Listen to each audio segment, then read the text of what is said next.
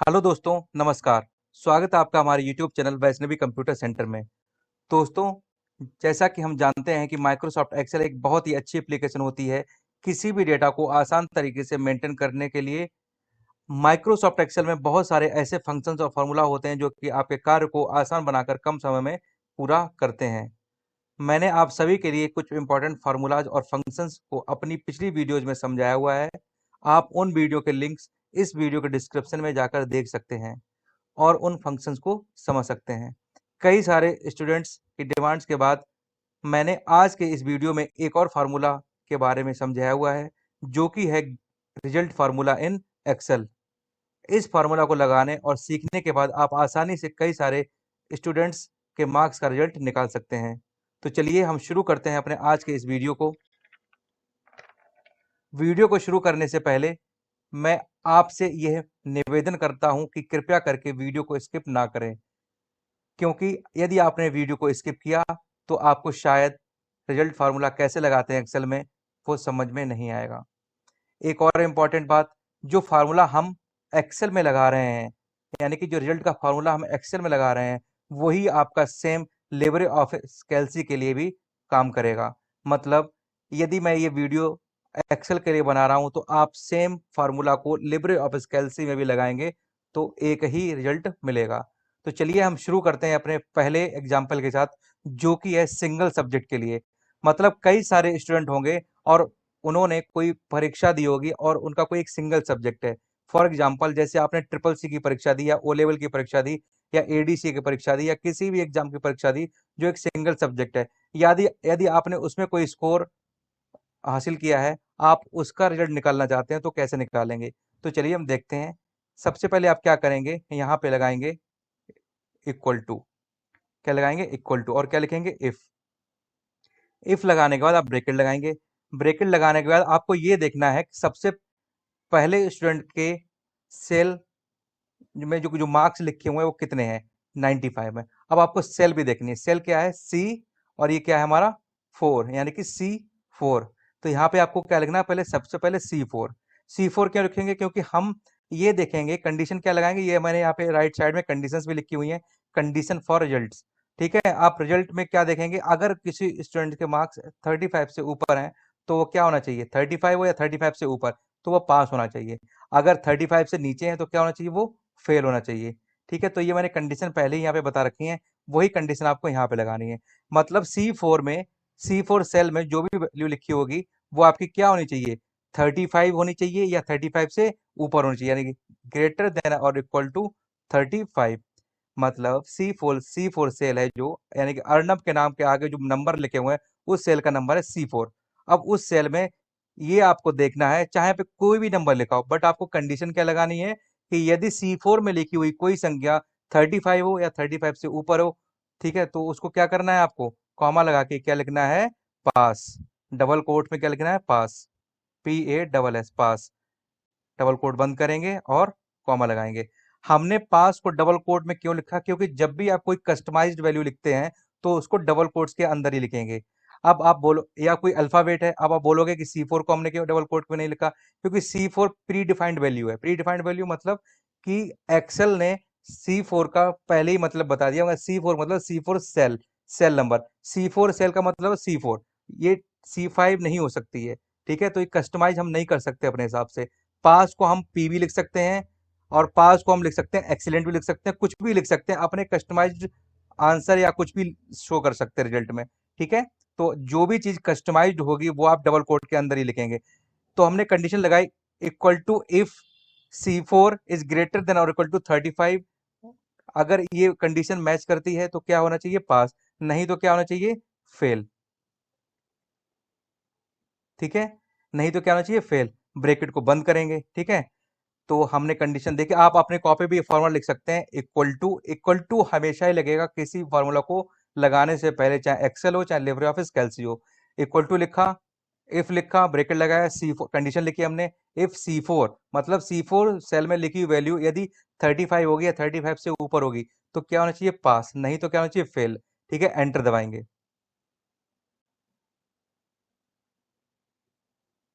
Enter दबाने के बाद आप क्या, रिजल्ट आया? पास। यानी कि जो हमने कंडीशन लगाई थी वो क्या है, सही है। अब सिंपल इसको ड्रैग एंड ड्रॉप कर दीजिए आप, ड्रैग एंड ड्रॉप कर देंगे। ड्रैग एंड ड्रॉप के बाद क्या है, सबका रिजल्ट निकल आया। कुछ बच्चे यहाँ पे देख रहे हैं आप, फेल भी दिखा रहा है। क्यों दिखा रहा है, क्योंकि कंडीशन ने क्या लगाई थी, यदि कंडीशन क्या होनी चाहिए, 35 हो या 35 से ऊपर हो तो ही पास होगा, नहीं तो क्या होना चाहिए, वो फेल होना चाहिए। अब यहाँ पे 33 है, ये क्या है, फेल है। अगर मैं इसको 34 करता हूँ, देखता हूँ क्या होता है, तब भी फेल रहेगा। अगर मैं इसको 35 कर देता हूँ तो ये क्या हो जाएगा, पास हो जाएगा। देखिए हो गया पास। ठीक है, तो हमने कंडीशन से देखा कि कौन फेल हो रहा है, कौन पास हो रहा है। ठीक है, अब हम इसी में एक दूसरी कंडीशन देखेंगे। ठीक है, एक ही सब्जेक्ट के लिए मैं दूसरा फॉर्मूला देखता हूं। अभी तो मैंने ग्रेटर देन और इक्वल टू 35 लिखा, मतलब 35 हो या 35 से ऊपर हो तो क्या होना चाहिए, पास। अब हम इसका दूसरा फॉर्मूला देखते हैं। चलिए इसको पहले मैं क्या करता हूँ, हटा देता हूँ। ठीक है, अब यहाँ पे लगाएंगे equal to, same equal to लगाने के बाद आप इफ लिखेंगे, इफ के बाद ब्रेकेट लगाएंगे, ब्रेकेट लगाने के बाद आप कंडीशन लिखेंगे C4, क्योंकि हमें इस सेल की वैल्यू चेक करनी सबसे पहले। C4 लगाने के बाद आप लिखेंगे if C4 is less than, क्या होना चाहिए, 35। अगर 35 से नीचे है, C4 में वैल्यू लिखी है जो, वो 35 से नीचे है तो क्या होगा, वो फेल हो जाएगा। कॉमा लगाएंगे, क्या लिखेंगे, फेल, FAIL, फेल। ठीक है, यदि C4 में लिखी हुई वैल्यू 35 से नीचे है तो वो क्या होगा, फेल। यदि ऐसा नहीं है तो क्या होगा, कॉमा लगाएंगे, लिखेंगे पास, PASS, पास। ठीक है, ब्रैकेट को बंद करेंगे। अब ये फार्मूला आप अपने कॉपी पे नोट कर लीजिए। इसी फार्मूला के साथ आप अपने कंप्यूटर पे एक्सेल सीट में प्रैक्टिस करेंगे। जब तक आप प्रैक्टिस करते रहेंगे आपको ये फॉर्मूला एकदम कंठस्थ हो जाएगा, आप इसको भूलेंगे नहीं। ठीक है, तो आप इस चीज की प्रैक्टिस करेंगे अपने कंप्यूटर पे, ताकि आपको ये बहुत बार जब करेंगे प्रैक्टिस तो आसानी से याद हो जाएगा। ठीक है, अब आप एंटर दबाएंगे, एंटर दबाने के बाद देखें क्या आएगा। देखिए एंटर दबाने के बाद आपका रिजल्ट आया पास, मतलब मैंने अभी इससे पहले जो फार्मूला लगाया था उससे भी सेम रिजल्ट आ रहा है और इससे भी सेम रिजल्ट आ रहा है। जो आपको फार्मूला अच्छा लगे आप उस फार्मूला का उपयोग कर सकते हैं, लेकिन मेरी आपको यही राय रहेगी आप दोनों फार्मूला को लगा के सीखें, ताकि आपको दोनों फार्मूला समझ में आ जाए। आप सिंपल आप इसको ड्रैग एंड ड्रॉप कर दीजिए। देखिए सेम आंसर आया सबका। अब यहाँ पे क्या कर दिया मैंने, यहाँ पे मान लो मैं कर देता हूँ 36, अब ये क्या हो जाएगा, पास हो जाएगा। अब यहाँ पे कर दिया आपने मान लो 24, तो ये क्या हो जाएगा, फेल। या 34 कर दो तब भी फेल रहेगा। जैसे ही आप 35 लिखेंगे या 35 से नीचे क्या हो जाएगा, देखिए 35 लिखते हो क्या होगा, फेल। पास, क्योंकि 35 से नीचे वाला क्या होगा, फेल, यानी कि 34 वाला क्या होगा, फेल। कंडीशन में ये लगाई थी ना। तो इससे हम ये समझे हैं कि एक सब्जेक्ट के लिए आप दो अलग अलग फार्मूलाओं से कैसे रिजल्ट निकाल सकते हैं। आगे जो मैं अभी बताने वाला हूँ वो मल्टीपल सब्जेक्ट के लिए है, कि मल्टीपल सब्जेक्ट यदि किसी भी स्टूडेंट के होंगे और कई सारे स्टूडेंट हैं और उसके मल्टीपल सब्जेक्ट्स हैं तो उनका हम रिजल्ट कैसे निकालेंगे, अभी हम इसकी बात करने वाले हैं। यदि आपको कोई भी दिक्कत सिंगल सब्जेक्ट के लिए आई है तो आप कृपया करके कमेंट सेक्शन में कमेंट कर सकते हैं, मैं आपको समझा दूंगा। चलिए हम देखते हैं अब मल्टीपल सब्जेक्ट के लिए कि मल्टीपल सब्जेक्ट के लिए रिजल्ट कैसे निकालते हैं। देखिए ये कि आपका क्या है, रिजल्ट फार्मूला इन एक्सेल में मल्टीपल सब्जेक्ट के लिए। एग्जाम्पल टू किसके लिए है हमारा, मल्टीपल सब्जेक्ट, मतलब दो या दो से अधिक सब्जेक्ट। ठीक है, तो आप यहाँ पे कई सारे स्टूडेंट देख रहे हैं उनके मल्टीपल सब्जेक्ट्स हैं, यहाँ पे उसका टोटल लिखा हुआ है, यहाँ पे उसका परसेंटेज लिखा हुआ है। मैं आपको एक बार ये भी बता देता हूँ कि किसी का भी मार्क्स का टोटल कैसे निकालेंगे। लेकिन सम, मैक्स और मिन, काउंट, इसके लिए मैंने एक अलग वीडियो बना रखी, वहां पे भी मैंने बताया है कि आप कोई भी किसी नंबर्स का मैक्सिमम, मिनिमम और उसका सम कैसे निकालते हैं। ठीक है, तो चलिए हम एक बार इसमें और देख लेते हैं। इक्वल टू लगाएंगे, इक्वल टू लगाने के बाद सम फंक्शन को लिखेंगे, उसके बाद ब्रैकेट लगाएंगे, ब्रैकेट लगाने के बाद अब इस रेंज को सिलेक्ट कर लीजिए। ठीक है, और ब्रैकेट को बंद कर देंगे, एंटर दबाएंगे, एंटर दबाने के बाद आपका रिजल्ट आ जाएगा। ठीक है, 480, 480 आ गया। आप सिंपल इसको आप क्या करें, ड्रैग एंड ड्रॉप कर दें। देखिए आया आंसर, यानी कि सभी के मार्क्स ऑप्टेंड कितने हैं, 480, किसी के 321। ये जो मैंने मान के चल रहा हूँ, ये मैंने हर सब्जेक्ट का जो मैक्सिमम मार्क है वो कितने हैं, 100 नंबर का। हर सब्जेक्ट 100 नंबर का, 100 नंबर में से ये उनको नंबर मिले हुए हैं, तो 5 सब्जेक्ट के हिसाब से ये कितने नंबर का हो गया टोटल, 500 के हो गए। ठीक है, तो 500 में से 480 नंबर है पहले स्टूडेंट के। ठीक है, अब इसका परसेंटेज कैसे निकालेंगे? सिंपल सा है। परसेंटेज निकालने के लिए आपको इक्वल टू लगाना है। इक्वल टू लगाने के बाद आप ये देखेंगे कितने टोटल नंबर आए हैं। टोटल नंबर कितने आए हैं? 480। अब 480 लिखोगे तो सिर्फ इसी का निकलेगा। तो हमें क्या लिखना है इसकी जगह? हमें सेल नंबर लिखना है। एच, ये एच सेल है और ये यहाँ पे क्या है? रो 4, H4। ठीक है, अब डिवाइड बाई कितना करेंगे? 500, क्योंकि टोटल कितना था? 500 इंटू क्या करेंगे? 100। ठीक है, तो ये आपका परसेंटेज का फॉर्मूला। इसको भी आप अपनी कॉपी भी नोट कर लीजिए, क्योंकि आपको ये जब आप प्रैक्टिस करेंगे तो आपको आसान रहेगा। कोई फॉर्मूला को लगाने से पहले आप उसको देख सकते हैं कॉपी पर। ठीक है, अब इक्वल टू लिखेंगे, अब सेल नंबर लिखेंगे। सेल नंबर इसलिए मैंने लिखी क्योंकि टोटल जितने मार्क्स ने ऑप्टेन किए हैं उसका सेल नंबर था H4। आपकी जो भी सेल रहेगी आप उस सेल का नंबर लिखना। ठीक है, H4 डिवाइडेड बाई 500। आपका जितना भी टोटल रहे, आपने अगर 7 सब्जेक्ट लिए, 6 सब्जेक्ट लिए, 2 सब्जेक्ट लिए, 3 सब्जेक्ट लिए, तो उस हिसाब से आपका टोटल। मैंने 5 लिए तो मेरा 500 का टोटल है। ठीक है, अब इंटू क्या करेंगे? 100 करेंगे। अब उसका एंटर दबाएंगे। क्या आया? 96%। ठीक है, मतलब इस बच्चे का 96% है स्टूडेंट का। आप इसको क्या करेंगे? सिंपल ड्रैग एंड ड्रॉप या कंट्रोल प्लस डी कर दीजिए। ठीक है, परसेंटेज निकल आया। ठीक, अब हम देखेंगे रिजल्ट कैसे निकालेंगे। रिजल्ट निकालने के दो तरीके होते हैं। मैं आपको पहले एक एग्जाम्पल के से समझाता हूँ। हम निकालेंगे एक एंड से और दूसरा निकालेंगे एक और से, ओ आर और। ठीक है, अब इन दोनों से हम रिजल्ट निकालेंगे। रिजल्ट निकालने के लिए आप इतना याद रखिए कि एंड और किस में है। ये एक एग्जांपल मैं बता रहा हूं आपको कि यदि आप कोई भी फॉर्म भर रहे हैं किसी भी चीज का, और आपसे कुछ डॉक्यूमेंट उसमें मांग रहे हैं, जैसे कि आधार कार्ड, पैन कार्ड या कोई और डॉक्यूमेंट, ड्राइविंग लाइसेंस। आपसे कहा ये तीनों होने चाहिए आपके पास, मतलब आधार भी हो, पैन भी हो और ड्राइविंग लाइसेंस भी हो। तो इस केस में मतलब तीनों कंडीशन ही आपको वैलिडेट करना पड़ेगा। मतलब एंड यहाँ पे लगेगा। एंड में क्या होगा? आपको यदि कोई भी चीज है, तो जैसे आधार कार्ड भी हो, पैन कार्ड भी हो और ड्राइविंग लाइसेंस भी हो। ठीक है, और के केस में क्या है? कोई भी एक चीज होनी चाहिए आपका फॉर्म भरने के लिए, चाहे आधार कार्ड हो, पैन कार्ड हो या ड्राइविंग लाइसेंस हो, तो उस केस में और लगेगा। ये मैं आपको यहाँ पे इसलिए बता रहा हूँ क्योंकि जो मैं अभी मैं रिजल्ट में एंड या और का इस्तेमाल करूंगा तो उसमें बहुत ज्यादा काम आएगा। क्योंकि आप एक सब्जेक्ट की कोई कंडीशन मैच करेंगे या सारे सब्जेक्ट की कोई कंडीशन मैच करेंगे, तो कैसे करेंगे? चलिए हम रिजल्ट में देखते हैं कि एंड और को कैसे लगाएंगे। सबसे पहले हम एंड की बात करेंगे कि एंड को रिजल्ट में कैसे इस्तेमाल करेंगे। आप क्या करेंगे? सिंपल सा इक्वल टू लगाएंगे। इक्वल टू लगाने के बाद आप इफ लिखेंगे। इफ लिखने के बाद आप ब्रैकेट लगाएंगे, यानी कि कंडीशन लगाई मैंने इफ। अब आप ये लगाएंगे कौन सा आप इस्तेमाल करना चाह रहे हैं, एंड इस्तेमाल करना चाह रहे हैं या और। ए एंड डी, एंड लिखा। एंड लिखने के बाद आप फिर से ब्रैकेट लगाएंगे। अब आपको कंडीशंस लिखनी है। ठीक है, कंडीशन कौन सी लिखनी है कि आपका जो सेल में नंबर लिखे हुए हैं, मतलब जो पहला स्टूडेंट है उसकी सेल में जो पांचों सब्जेक्ट के नंबर लिखे हैं, उन नंबर्स को कंडीशन के हिसाब से मैच करना है। क्या मैच करना है? अब इस सेल में ये क्या है? रो नंबर 4 और ये कॉलम कौन सा है? सी। तो C4 मतलब C4 में क्या कंडीशन देखनी है हमें? इक्वल, ग्रेटर देन और इक्वल टू कितना होना चाहिए? 35। मतलब हमें सबसे पहले क्या मैच करना है कि C4 में, जो C4 सेल में जो वैल्यू लिखी है वो 35 है या 35 से ऊपर है। अगर ये इतना होता है तो क्या है? होना चाहिए पास। पर हमारा एक सब्जेक्ट तो है नहीं। अब हमने एंड लगाया तो हमें एंड के हिसाब से सारे सब्जेक्ट में कंडीशन को मैच करना है। जैसे मैंने अभी बताया था कि यदि आप कोई फॉर्म भर रहे हैं और आपसे कहा गया है कि आपको ड्राइविंग लाइसेंस भी लगाना है, आधार कार्ड भी लगाना है और पैन कार्ड भी लगाना है। ठीक है, तीनों चीज लगानी। तो आपको क्या करना है इसमें? सारे सब्जेक्ट को लिखना है और सारे सब्जेक्ट कंडीशन को मैच कराना है। तो आप सिंपल से क्या लगाएंगे? यहाँ पे कॉमा लगाएंगे। कॉमा लगाने के बाद आप लिखेंगे D4। D4 is greater than और equal to 35।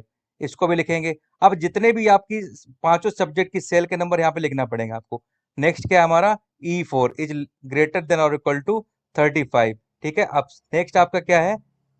Next cell number क्या है आपका? ई के बाद F4। F4 is greater than equal to 35।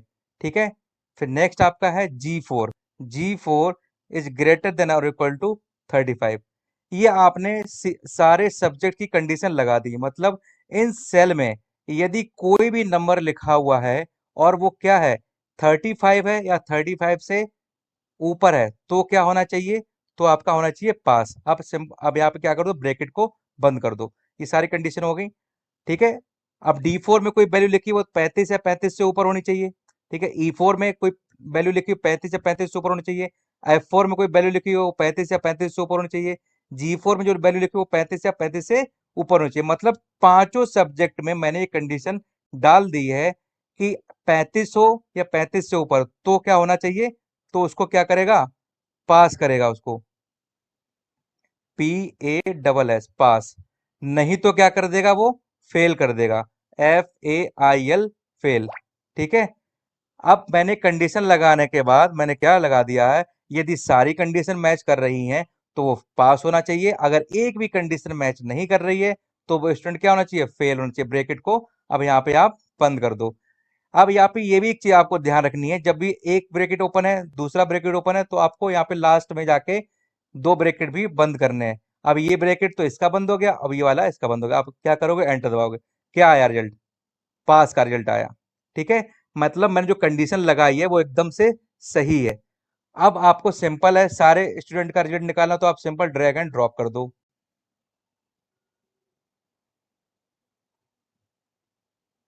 ठीक है। ड्रैग एंड ड्रॉप करने के बाद आपको सारे स्टूडेंट्स का क्या मिल जाएगा, रिजल्ट मिल जाएगा। ठीक है। अब कुछ बच्चे इसमें पास हो रहे हैं, कुछ बच्चे फेल हो रहे हैं क्योंकि वो कंडीशन को मैच नहीं कर रहे। अब ये देखो, रुद्राक्ष नाम में एक केमिस्ट्री के सब्जेक्ट में क्या है, वो 34 नंबर लेके आया हुआ है। 34 कंडीशन के हिसाब से क्या है, 35 से कम है, तो वो फेल है। इसीलिए मतलब एक भी सब्जेक्ट में यदि वो कंडीशन को मैच नहीं कर रहा है तो वो स्टूडेंट फेल हो जाएगा। अब यहाँ पे यदि मैं 35 कर देता हूं तो वो क्या हो जाएगा, पास हो जाएगा। देखिए, पास हो गया। अब इसी हिसाब से आप सारे सब्जेक्ट में अलग अलग कंडीशन लगा के आप देख सकते हैं कि पास है बच्चा या फेल है। कंडीशन लगा के मतलब आप नंबर हटा के यहाँ पे देख लो, 25 करेंगे तो फेल हो जाएगा। ठीक है। अब यहाँ पे 35 कर दोगे तो पास, मतलब एक में फेल ही है। अब इसमें करके देख लो, 35 कर दो यहाँ पे, ये क्या हो जाएगा, पास ही रहेगा। 34 कर दोगे तो क्या हो जाएगा, फेल हो जाएगा। समझ गए ना। तो ये तो आपका एक एंड के साथ से मैंने रिजल्ट निकाला। अब दूसरा के किसके साथ है, हमारा और के साथ, उसके साथ देख लेते हैं हम एक बार। लिखेंगे इक्वल टू, इफ लगाएंगे। इफ लगाने के बाद आपको ब्रैकेट लगाना है, सेम वही चीज, और लिखेंगे, और लगाने के बाद आप ब्रैकेट लगाएंगे फिर से। अब आपको इसमें क्या कंडीशन लिखनी है, अब इसमें एक ही कंडीशन मैच कर रही है। मतलब मैंने अभी एग्जांपल जो आपको शुरू में समझाया था, मतलब कोई एक डॉक्यूमेंट होना चाहिए। अगर एक सब्जेक्ट में फेल है तो आगे कंडीशन चेक ही नहीं करेगा, तो क्या है, फेल ही रहेगा। चलिए देखते हैं कैसे। अब यहाँ पे हमारी सेल में क्या है, C4। ये किस सेल में लिखी वैल्यू, C4 में। ठीक है। यहाँ पे C और ये 4, C4 में लिखी हुई ना वैल्यू। तो अब यहाँ पे क्या लिखना, C4 इज लेस देन 35। अगर C4 में कोई वैल्यू लेस देन 35 है, मतलब 35 से नीचे है, तो क्या कर देगा, फेल कर देगा। पर हमें ये कंडीशन सारे सब्जेक्ट के लिए चेक करनी है ना, तो कॉमा लगाएंगे, फिर लिखेंगे D4 इज लेस देन 35। ठीक है। फिर लिखेंगे कॉमा लगा के, E4 इज लेस देन 35। फिर क्या लगाएंगे, F4 इज लेस देन 35। ठीक है। फिर क्या लगाएंगे, G4 इज लेस देन 35। ठीक है। इस तरह से आप सारी कंडीशन लगा लेंगे। ठीक है। और ब्रैकेट को बंद कर देंगे। ठीक है। ब्रैकेट को बंद करने के बाद आप क्या लगाएंगे, एक कॉमा लगाएंगे। अगर कंडीशन के हिसाब से सेल में इन जो पांचों सेल में लिखी हुई वैल्यू कोई 35 से नीचे है तो वो क्या कर देगा, फेल कर देगा। क्या कर देगा, फेल। नहीं तो क्या कर देगा, पास कर देगा। ठीक है। आपको डबल कोट का याद रखना, नहीं तो आपका आंसर नहीं आएगा। आपको एक एक चीज बारीकी से देखनी है। मतलब कॉमा कहाँ पे लगेगा, डबल कोट कहाँ पे लगेगा, ब्रैकेट कहाँ पे लगेगा। इस फार्मूला को आप अपनी कॉपी पे नोट कर लीजिए, और इसी फार्मूला को आपको लगाना है, तभी आपका रिजल्ट आएगा। इस फार्मूला को नोट करने के बाद जब भी आप प्रैक्टिस करेंगे तो उसको कॉपी को खोल के रखिए। अब जब बार बार प्रैक्टिस करने के बाद आपको समझ में आ जाएगा तो आप बिना देखे भी इसका आंसर निकाल सकते हैं। ठीक है। तो इसको क्या करेंगे, एंटर दबाएंगे। एंटर दबाने का देखिए आपका क्या है, पास। आप सिंपल इसको ड्रैग एंड ड्रॉप कर दीजिए, सबका रिजल्ट वही आएगा जो मैंने एंड से निकाला। देखिए मैच कर लीजिए एक एक करके, सारा रिजल्ट वही है ना। तो मैंने यहाँ पे आपको रिजल्ट निकालने के एक सिंगल सब्जेक्ट का बताया, एक मल्टीपल सब्जेक्ट का बताया। मल्टीपल सब्जेक्ट में मैंने दो फार्मूले बताए अलग अलग, और सिंगल सब्जेक्ट के लिए मैंने दो अलग अलग फार्मूले बताए। आई थिंक आप सभी को ये रिजल्ट फार्मूला एक्सेल में कैसे लगाते हैं और मार्कशीट में रिजल्ट कैसे निकालते हैं, सभी को अच्छे से समझ में आया होगा। यदि किसी स्टूडेंट को समझ में नहीं आया हो तो कृपया करके वो जो कमेंट सेक्शन में कमेंट कर सकता है, मैं उसको लाइव क्लासेस या किसी भी ऑनलाइन माध्यम से मैं उसको समझा दूंगा। ठीक है बच्चों, तो आज की वीडियो हम यहीं समाप्त करते हैं। एक और चीज मैं बताने वाला हूँ, नेक्स्ट वीडियो में आपको ग्रेड बताऊंगा कि ग्रेड कैसे निकालते हैं एक्सेल में। ठीक है। और एक और चीज याद रखना, मैंने वीडियो को शुरुआत में ही बताया था कि जो चीज हम एक्सेल में इस्तेमाल कर रहे हैं फार्मूला, वही आप लिब्रे ऑफिस कैल्सी के लिए भी इस्तेमाल करेंगे। ठीक है, समझ में आया सारे स्टूडेंट्स को? चलिए हम आज इस वीडियो को समाप्त करते हैं यहीं पे। मिलते हैं अपनी नेक्स्ट वीडियो में कुछ नए टॉपिक के साथ, यानी कि रिजल्ट तो हमने देख लिया ग्रेड फार्मूला के साथ। ठीक है, आज के लिए धन्यवाद, नमस्कार, जय हिंद, जय भारत।